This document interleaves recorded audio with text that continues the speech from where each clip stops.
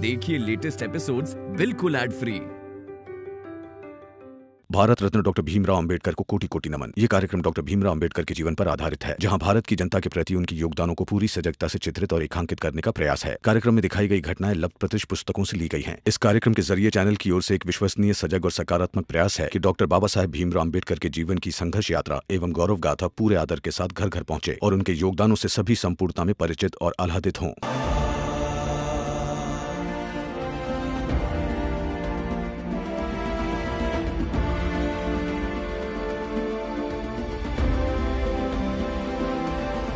इस बात को ध्यान में रखते हुए आगे की लड़ाई तब आसान होगी जब ज्यादा लोग मिलकर लड़े। बेटा, अब मुझे याद है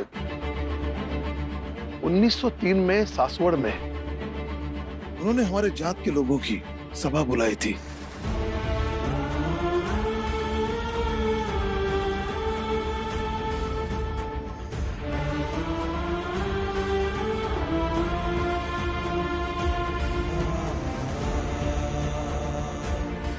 वो निरंतर हमारे जात के लोगों से मिल रहे हैं, संबोधित कर रहे हैं, कोशिश कर रहे हैं हमारे समाज में जो व्याप्त बुराई है वो खत्म हो सके।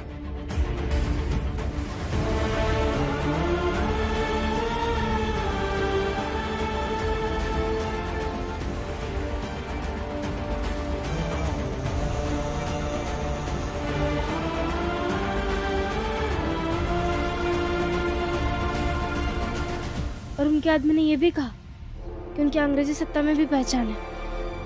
ये तो और भी अच्छी बात है। हाँ। क्योंकि डेविड सर सामूहिक ताकत का उपयोग करके हमें डराएंगे, फौज का उपयोग करेंगे। और तुम कह रही हो कि श्रीराम जी के पास भी सामूहिक ताकत है, तो हमें उनकी इस ताकत का अच्छा उपयोग हो सकेगा। जल्द ही मिलना चाहिए उनसे। लेकिन कहाँ? वो अभी बंबई आए और उनके आदमी ने कहा कि आज रात ही एक सभा का आयोजन है।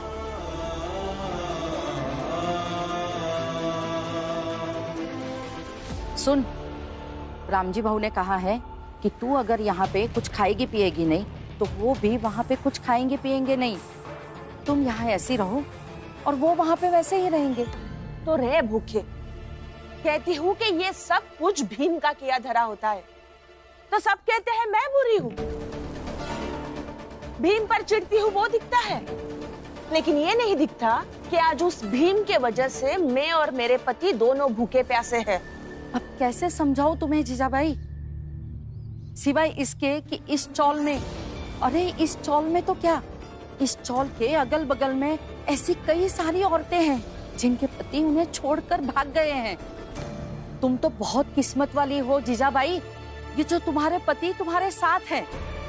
और इस साथ की कदर कर लो जीजाबाई, नहीं तो बाद में बहुत पछताओगी। और हाँ, मैं तुम्हारी सास नहीं हूं, इसलिए इस हक के साथ नहीं कह रही हूं, इसे आग्रह समझ लेना। जनार्दन, जोखू, फुलिया, इधर इधर इधर आओ, आप सब आओ। हाँ? आओ। कहाँ भवा हितेश भाऊ? अरे रुको, सबको आ जाने दो। हाँ? आज रात में हम सबको एक सभा में जाना है। कौन सी सभा? बहुत बड़े आदमी हैं, पुणे में रहते हैं और अभी बंबई में हमारी जाति के लोगों से मिलना चाहते हैं। और नाम है उनका श्रीराम तुकवा दामने। लेकिन वो है कौन? अरे बहुत बड़े समाज सुधारक हैं। हम जाएंगे तो वो बताएंगे कि हम सब कैसे अच्छे से जी पाएंगे। हा? वाह, मान गए आप सबको। मतलब इतने सालों से मेरा भाई भीमराव एक अच्छा जीवन जीने का तरीका बता रहा है, तो आपको समझ में नहीं आ रहा है, नहीं?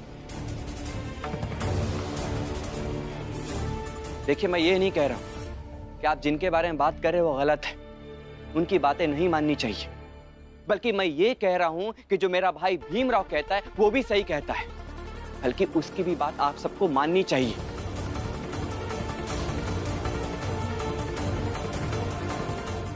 आनंद सही तो कहत है। अरे भाई हम लोग के फायदे की बात चाहे जो कहे, हम लोग को माने के चाहिए। अरे हम न माना फुलिया, हम भीमराव की बात का नहीं मानेंगे हैं? और तू महाशय की सभा में हम जरूर जाएंगे। और फुलिया तै भी चलेगी? ठीक है, मैं भी चलूंगी। जिसे भीम की बातें माननी हो वो माने।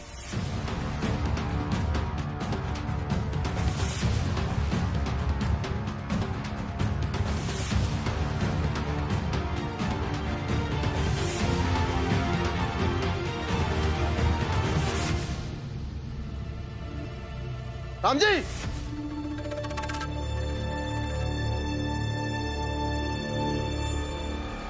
तुमने रोका क्यों नहीं इन्हें? तुम्हारी इतनी हिम्मत, तुम सब अंदर कैसे आए? निकलो बाहर। आरती को छोड़ दीजिए, हम चले जाएंगे। आरती को नहीं छोड़ेंगे। आप लोग मेरे लिए परेशान मत होइए, आप लोग जाइए। इसमें परेशानी की क्या बात मौसी? भीम भैया कहते हैं कि न्याय के लिए लड़ना चाहिए, चाहे वो अपना हो, पराया हो, परिचित हो या अपरिचित हो। अच्छा, तो बताओ तुम्हारे भीम भैया कहाँ गए? डर के भाग गए? भागे नहीं है, बस बताएंगे नहीं कि वो कहाँ है। राम जी, कहाँ है तुम्हारा बेटा? बताओ। नहीं बताऊंगा, जब लौट के आएगा तो पता चल ही जाएगा ना। अरे क्या, जब लौट के आएगा तब पता चल जाएगा। क्यों? भीम को नहीं देखा तो डर गए? अरे मैं क्यों डरूंगा? दरोगा जी, मुझे ऐसा लग रहा है कि आपने और डेविड ने मिलकर जो योजना बनाई है उसे लेकर आप सोच रहे हैं कहीं मेरा बेटा आपकी योजना विफल ना कर दे। राम जी, ढंग से बात करो। और तुम्हारा वो बेटा भीमराव, वो हमारी योजना विफल करेगा? दरोगा साहब, चाहिए ना, चाहिए, आराम से बैठिए, चाय वाय पीजिए, जाइए और भीम के आने का इंतजार कीजिए। ठीक है,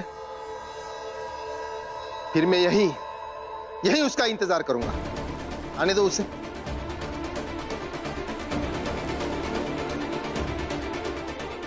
भीम और रमाब श्रीधाम दामने जी से बस किसी तरह मिल ले। सुनिए, आज की सभा के बाद आसपास की सभी दलित बस्तियों में वाचनालय की व्यवस्था करवाइए। जी साहब, ताकि वहां शिक्षा का प्रसार किया जा सके। और सभा की सब तैयारियां हो गई? हाँ साहब। क्या दामने साहब?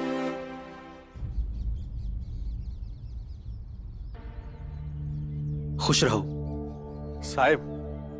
ये भीमराव, ये रमाबाई यही बंबई के चौल में रहते हैं। भीमराव अपनी बिरादरी में सबसे ज्यादा पढ़ा लिखा है और अभी भी पढ़ाई कर रहा है।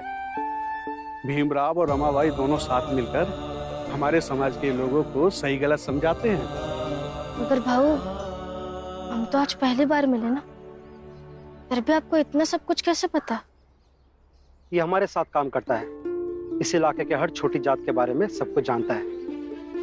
भीमराव, बहुत अच्छा लगा जानकर कि तुम भी अपनी जात के लोगों के लिए दृढ़ता से काम कर रहे हो। आज की सभा में तुम दोनों जरूर आना। क्षमा कीजिए दामने साहब, हम आज रात की सभा में नहीं आ पाएंगे, इसीलिए अभी आपसे मिलने आए हैं। और मदद लेने भी। मदद? मैं कुछ समझा नहीं।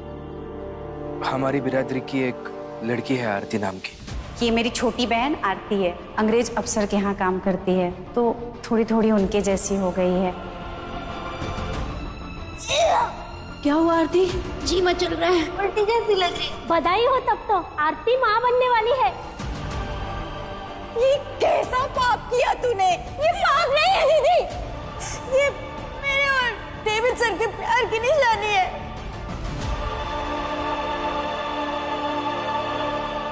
वो मेरे पास ही होनी चाहिए। ये इतने कॉन्फिडेंस के साथ आप कैसे कह सकते हैं? क्योंकि वो आपके बच्चे की माँ बनने वाली है। How dare you? बच्चा? किसका बच्चा? तुम सब लोग सोच कैसे सकते हो कि मैं एक इंडियन से प्यार करूंगा?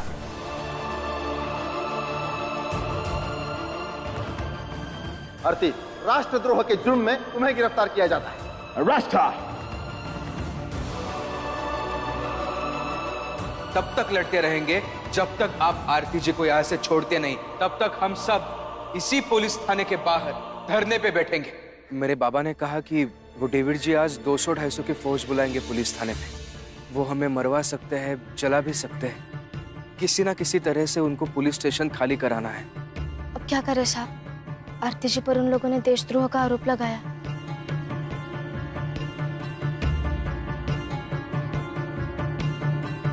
अच्छा एक बात बताओ, जिस चौल में तुम रहते हो, क्या उस चौल का हर आदमी थाने में धरने पर है?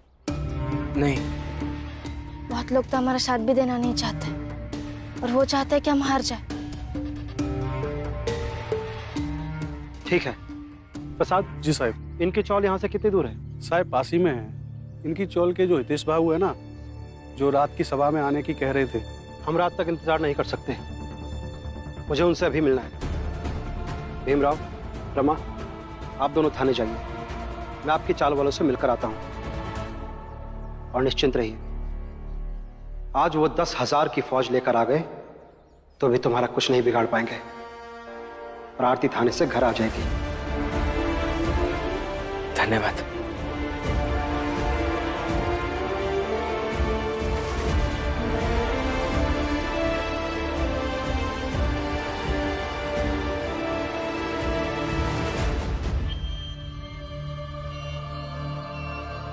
तो यहाँ से मदद मिल रही है भीमराव को। अभी डेविड सर को जाकर बताता हूँ।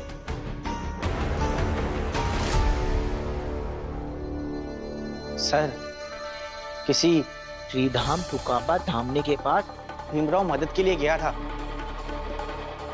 सर वो बहुत बड़े आदमी लग रहे थे और उन्होंने छोटी जात की सभा बुलाई है।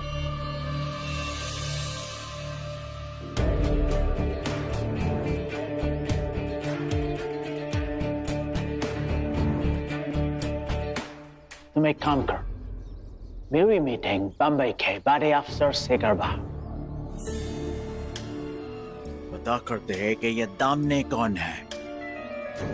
फिर देखता हूँ कि कैसे ये भीमराव को मदद करता है और कैसे ये आरती को जेल से रातों रात चुराता है। जी सर।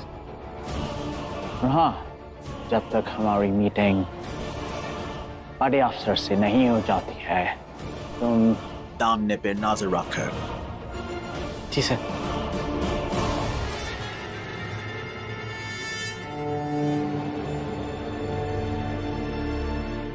कोई है चौल में? नमस्कार जी, बताइए कौन है आप?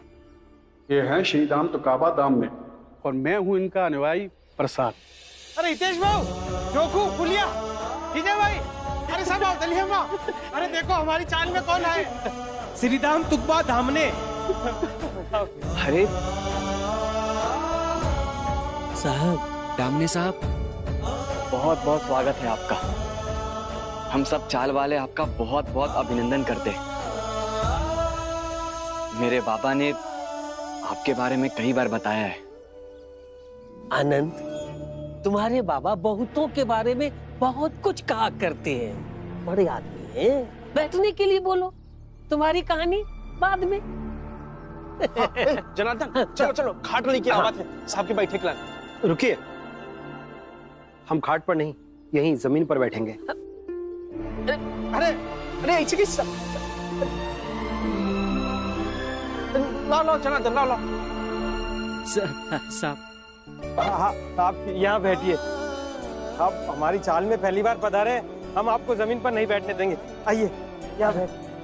आप अगर कुर्सी पर बैठ जाएंगे तो ऐसा लगेगा कि हमारा सम्मान बढ़ गया है। अब आपने बात ही ऐसी बोल दी है, मैं मना कर ही नहीं पाऊंगा।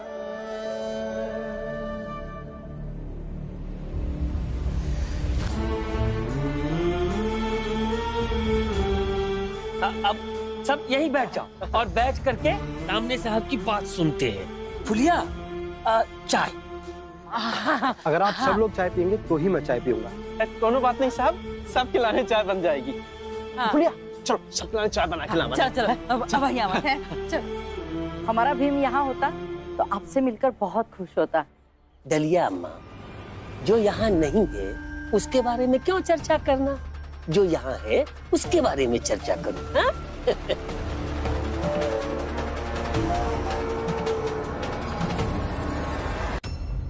क्या हुआ? और भीमराव, किससे मदद मांग कर आए हो? अरे कोई मदद काम नहीं आएगी। दरोगा साहब, आप एक गलत रणनीति के तहत हम सब पर कार्यवाही कर रहे हैं और हम सब एक जायज मांग के साथ अपने आप को बचाने की कोशिश में लगे हैं। हम अपनी जीत का दावा नहीं कर रहे, लेकिन लड़ेंगे अंत तक और हर हाल में लड़ेंगे, इसका वादा जरूर करते हैं।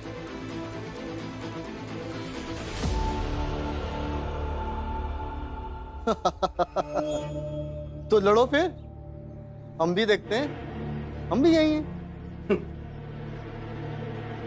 बाबा, मुझे ऐसा लगता है कि आपको घर जाना चाहिए। हम सब है यहाँ और वैसे भी आपकी वहां ज्यादा जरूरत है। जरूरत? मेरी जरूरत घर पर ही तो नहीं है, मैं यही ठीक। बाबा, अब तक भूखी प्यासी होगी, अब उन्हें जाकर कुछ खिला दीजिए। अरे मुझे नहीं जाना है। अब तुम दोनों मेरे फैसले क्यों ले रहे हो? फिर तो बाबा, यहाँ बैठकर हम जो लड़ाई लड़ रहे हैं उसका भी कुछ फायदा नहीं है। फायदा? इस लड़ाई से मेरे पत्नी का क्या संबंध? संबंध है। आप यहाँ एक औरत के हक के लिए लड़ रहे हैं और वहां एक औरत का ही हक छीना जा रहा है। जीजाबाई जी का भी तो हक है ना, अपने हिसाब से जीने का, अपने हिसाब से खाने पीने का, अपने हिसाब से फैसले लेने का।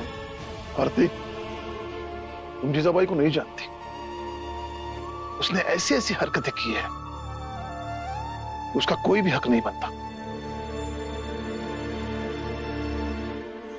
भैया, ऐसा है तो आप उसे घर से बाहर निकाल दीजिए।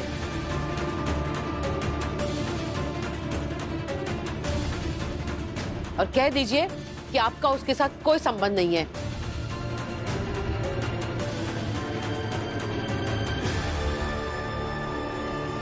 भैया, सच बात तो ये है कि जीजाबाई जैसी भी है वो हमारे घर का हिस्सा है, हम उसे घर से बाहर नहीं निकाल सकते। और राम जी भाऊ, आप गैर जिम्मेदार व्यक्ति नहीं हैं और आप डेविड नहीं हैं जो अपनी ही जिम्मेदारियों से मुंह मोड़ ले। आप राम जी हैं, इसलिए जाइए आप और जीजाबाई को खिला पिला कर आइए। मैं नहीं जाऊंगा।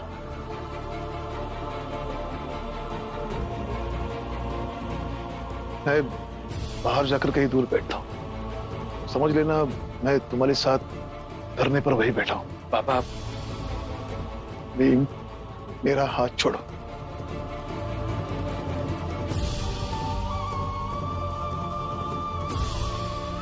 तो आप अब समझने की कोशिश कीजिए ना, आपके वहां जाने से चीजें बिगड़ नहीं जाएगी, उल्टा जो बिगड़ी हुई चीजें हैं वो संभल जाएगी। और कुछ भी बिगड़ने देने से अच्छा तो संभालना ही है ना। बुद्ध के जीवन से भी यही सीख मिलती है बाबा, कि संभालने वाला ज्यादा बड़ा होता है और आप तो बड़े ही हैं। बस इस बार संभालने का रास्ता चुनना है आपको।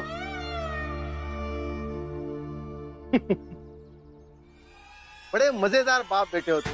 मतलब आपस में भी विरोध विरोध न्याय की बातें करते रहते हो। राम जी, अगर इस भीमराव की तरह मेरा बेटा होता ना तो डंडा मारकर हड्डी तोड़ देता। बाबा, मैं जानता हूं कि आप ऐसा कभी नहीं करते, इसलिए ना तो आप दरोगा है और ना ही डेविड। आप रामजी सकपाल है बाबा।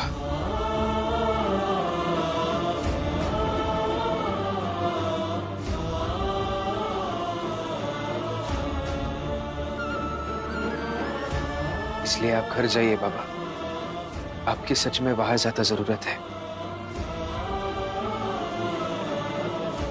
ठीक है बेटा, मैं घर जाता हूं और तुम सबके लिए खाना भी लेकर आऊंगा।